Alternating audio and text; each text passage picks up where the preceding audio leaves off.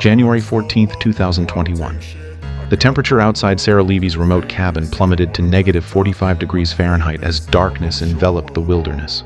The forecast had warned of record-breaking cold, but not like this. Not the kind of cold that turns breath to ice and makes the trees crack like gunshots. Sarah hadn't spoken to another human in 73 days. After 15 years as one of National Geographic's most celebrated wildlife photographers, she'd retreated from the world. Her walls displayed her famous work, snow leopards in Tibet, jaguars in Brazil, but her cameras now collected dust. The wilderness had always been her refuge. Tonight it became something else entirely. The wind slammed against the cabin's walls with furious determination. Sarah added another log to the fire, listening to the storm's rage while reviewing emergency supplies. 3 weeks of food, enough firewood, a satellite phone for emergencies. The sound came just after midnight. Not the wind, something else. A low, desperate moan that didn't belong to the storm. Sarah approached the frost-covered window cautiously. The security light illuminated a scene that defied everything she knew about survival in these parts. A mother black bear, painfully thin even through her winter coat, stood swaying at the edge of the porch. Behind her, 2 cubs, tiny bundles of fur, shivered violently against her legs. "This is impossible," Sarah whispered. Black bears should be deep in hibernation during January. Something was terribly wrong. The mother bear looked directly at Sarah, their eyes meeting through the glass. Sarah had photographed hundreds of bears throughout her career, but never had she seen eyes like these. Not pleading exactly, but knowing, aware. The bear placed one paw on the bottom step of the porch. Every wilderness safety rule, every piece of training Sarah had ever received, screamed a single command. Do not engage with a wild bear, especially one with cubs. But the temperature was still dropping. The forecast predicted 3 more days of this killing cold. The bear wouldn't survive the night. The cubs had perhaps hours. Sarah watched the mother bear struggle to stand. One cub had stopped moving entirely. "This is insane," Sarah muttered, grabbing her heaviest coat. She moved to the side door that led to her insulated storage room, a small space separated from the main cabin where she kept additional supplies and equipment. The room had its own entrance to the outside.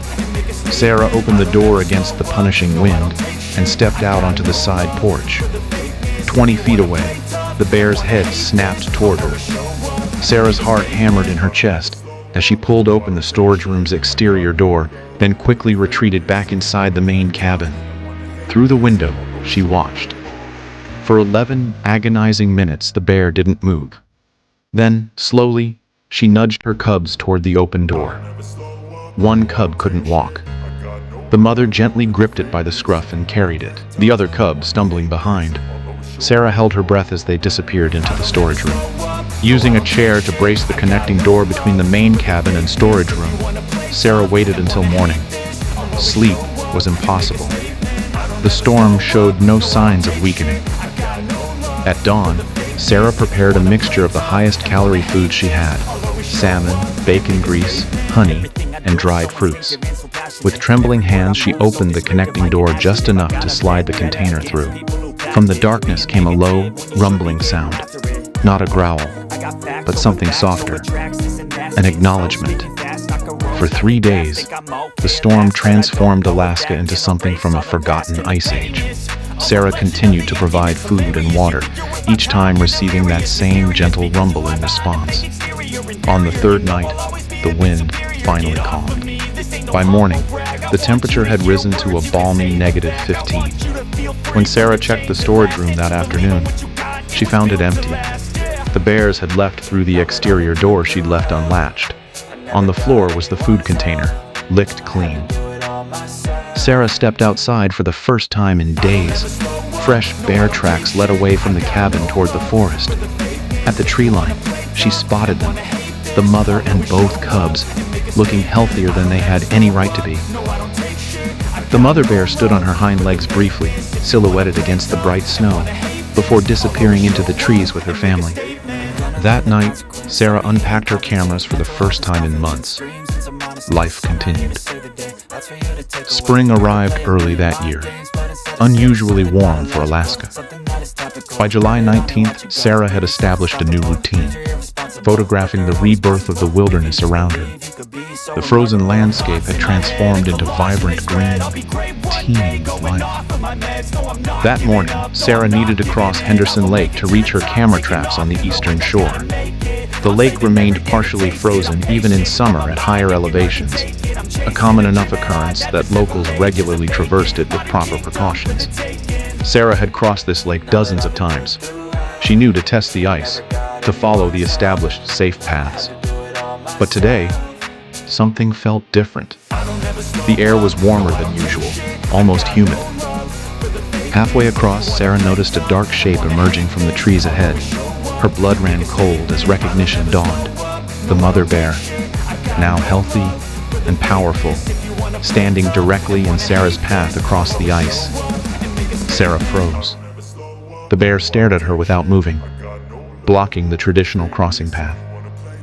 "I need to get through," Sarah said softly, though she knew speaking meant nothing to the animal. The bear didn't charge, didn't retreat, just stood, immovable. Sarah attempted to circle left. The bear shifted, cutting her off. After 3 attempts to navigate around, frustration replaced Sarah's initial fear. "What do you want?" she called out. The bear began pacing anxiously, emitting low grunts. Her cubs were nowhere to be seen. Minutes passed in this strange standoff until Sarah finally stopped, truly observing the bear's behavior. The animal wasn't threatened. She was distressed. Sarah took a single step backward. The bear grew still. Another step back. The bear's posture relaxed slightly. Understanding slowly dawned. Sarah retreated several more steps, watching as the bear's agitation visibly decreased. Then came the sound, a deep, resonant crack that echoed across the lake. 20 feet ahead, exactly where Sarah had been heading, the ice splintered. A jagged line raced across the surface, spreading in all directions. Within seconds, a section of ice the size of a truck collapsed into the freezing water below. Sarah stood paralyzed, staring at what would have been her death. The freezing water would have killed her in minutes, the shore too distant for an ice water swim. When she finally looked up, the bear was watching her, not with the desperate eyes from that winter night, but with something eerily like recognition. No one would ever believe it. Sarah herself barely could.